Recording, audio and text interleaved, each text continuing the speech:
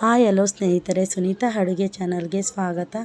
ಯಾರೆಲ್ಲ ನನ್ನ ವಿಡಿಯೋನ ಫಸ್ಟ್ ಟೈಮ್ ನೋಡ್ತಾ ಇದ್ದೀರೋ ಸಬ್ಸ್ಕ್ರೈಬ್ ಮಾಡ್ಕೊಳ್ಳಿ ಮತ್ತು ಹೀಗೆ ಸಪೋರ್ಟ್ ಮಾಡಿ. ಇವತ್ತು ಆಲೂಗೆಡ್ಡೆ ಮತ್ತು ಬದನೆಕಾಯಿ ಬಳಸ್ಕೊಂಡು ಒಂದು ಸಿಂಪಲ್ ಆಗಿರೋ ಗ್ರೇವಿ ಮಾಡಿದ್ದೀನಿ ನೋಡಿ. ಅದಕ್ಕೆ ಏನೇನು ಬೇಕು ನೋಡೋಣ. ಒಂದೆರಡು ಆಲೂಗೆಡ್ಡೆ, ಒಂದು 3 ಬದನೆಕಾಯಿನ ಈ ಥರ ಮೀಡಿಯಮ್ ಸೈಜಲ್ಲಿ ಕಟ್ ಮಾಡಿ ಇಟ್ಕೊಂಡಿದ್ದೀನಿ. 1 ಟೇಬಲ್ ಸ್ಪೂನ್ ಧನಿಯಾ ಪೌಡರ್ ತೊಗೊಂಡಿದ್ದೀನಿ. 1-2 ಸ್ಪೂನಷ್ಟು ಮೆಣಸಿನ್ಕಾಯಿ ಪುಡಿ, ಒಂದು ಅರ್ಧ ಟೇಬಲ್ ಸ್ಪೂನಷ್ಟು ಅರಿಶಿನ ತೊಗೊಂಡಿದ್ದೀನಿ. ಸ್ವಲ್ಪ ಉಪ್ಪು ರುಚಿಗೆ, ಅದನ್ನು ನೋಡಿ ಹಾಕ್ಕೊಳ್ಳೋಣ. ಒಂದು ಬೌಲಷ್ಟು ಎಣ್ಣೆ, ಒಂದು ಅರ್ಧ ಟೇಬಲ್ ಸ್ಪೂನಷ್ಟು ಜೀರಿಗೆ, ಒಂದು ಅರ್ಧ ಟೇಬಲ್ ಸ್ಪೂನಷ್ಟು ಸಾಸಿವೆ, 1-2 ಟೊಮೊಟೊ ಸಣ್ಣಕ್ಕೆ ಹಚ್ಚಿಟ್ಕೊಂಡಿದ್ದೀನಿ. ಈರುಳ್ಳಿ ಒಂದು 3 ಸಣ್ಣಕ್ಕೆ ಹಚ್ಚಿಟ್ಕೊಂಡಿದ್ದೀನಿ. ಮತ್ತು ಒಂದು 4 ಮೆಣಸಿನ್ಕಾಯಿ. ಕಡಾಯಿ ಇಟ್ಕೊಂಡು ಎಣ್ಣೆ ಬಿಸಿಯಾಗಕ್ಕೆ ಹಾಕ್ಕೊಳ್ಳೋಣ. ಎಣ್ಣೆ ಚೆನ್ನಾಗಿ ಬಿಸಿ ಆದ ನಂತರ ನಾವು ಆಲೂಗೆಡ್ಡೆ ಬದನೆಕಾಯಿನ ಕಟ್ ಮಾಡಿ ಇಟ್ಕೊಂಡು ಅದನ್ನು ಚೆನ್ನಾಗಿ ಒಂದು 10 ನಿಮಿಷ ಈ ಥರ ಫ್ರೈ ಮಾಡೋಣ.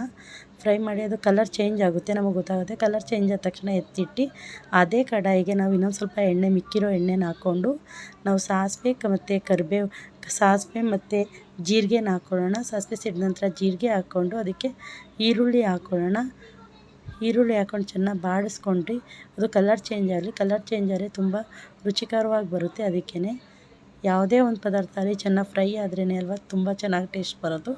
ಅದಾದ ನಂತರ ಒಂದು 4 ಇದು ಮೆಣಸಿನ್ಕಾಯಿನ ಈ ಥರ ಉದ್ದುದಕ್ಕೆ ಹಚ್ಚಿಟ್ಟು ಅದು ಹಾಕ್ಕೊಳ್ಳೋಣ.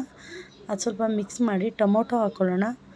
ಸಣ್ಣಕ್ಕೆ ಹಚ್ಚಿಟ್ಟಿರೋಂಥ ಟೊಮೊಟೊ ಹಾಕ್ಕೊಂಡು ಅದಕ್ಕೆ ಉಪ್ಪು ಹಾಕಿ ಚೆನ್ನಾಗಿ ಮಿಕ್ಸ್ ಮಾಡಿ ಒಂದು 5 ನಿಮಿಷ ಬೇಯಿಸ್ಕೊಳ್ಳೋಣ. ಟೊಮೊಟೊ ಅಂದರೆ ಗ್ರೇವಿ ಥರ ಅದು ಬೆಂದ್ರೇ ತುಂಬ ರುಚಿಯಾಗಿರುತ್ತೆ.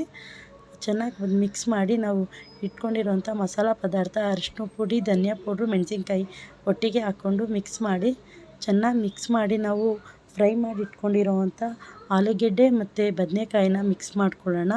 ಚೆನ್ನಾಗಿ ಮಿಕ್ಸ್ ಮಾಡೋಣ. ಚೆನ್ನಾಗಿ ಮಿಕ್ಸ್ ಮಾಡಿ ಅದು ಒಂಥರ ಗಂಟಿಲ್ದೆ ಮಿಕ್ಸ್ ಮಾಡ್ಕೊಂಡಾದ್ಮೇಲೆ ನೋಡಿ ಫ್ರೈ ಮಾಡಿ ಇಟ್ಕೊಂಡಿರೋಂಥ ಆಲೂಗೆಡ್ಡೆ ಬದನೆಕಾಯಿ ಹಾಕ್ಕೊಂಡು ಮಿಕ್ಸ್ ಮಾಡಿ ಅದಕ್ಕೆ ಒಂದು ಅರ್ಧ ಗ್ಲಾಸ್ ಬೇಯಿಸ್ಕೊಂಡು ಹಾಕಿ ಗ್ರೇವಿ ಟೈಪ್ ಬರಬೇಕಲ್ಲ, ನೀರು ಹಾಕ್ಕೊಂಡು ಅದನ್ನು ಹಾಕಿ ಒಂದು 10 ನಿಮಿಷ ಮೀಡಿಯಮ್ ಊರಿನಲ್ಲಿ ಬೇಯಿಸ್ಕೊಂಡ್ರೆ ಒಂದ್ಸಲ ನೋಡಿ ಈ ಥರ ಒಂದು 10 ನಿಮಿಷ ಮುಚ್ಚಿ ಮೀಡಿಯಮ್ ಊರಿನಲ್ಲಿ ಬೇಯಿಸ್ಕೊಂಡ್ರೆ ಆಲೂಗೆಡ್ಡೆ ಬದನೆಕಾಯಿ ಗ್ರೇವಿ ಅಂದರೆ ಈ ಥರ ತುಂಬಾನೇ ರುಚಿಯಾಗಿರುತ್ತೆ. ಒಂದ್ಸಲ ಮಾಡಿ ಇದಂತೂ ರೈಸ್ ಆಗ್ಬೋದು, ಚಪಾತಿ, ದೋಸೆ ಚೆನ್ನಾಗಿದೆ, ಎಲ್ಲದಕ್ಕೂ ಸೂಟ್ ಆಗುತ್ತೆ.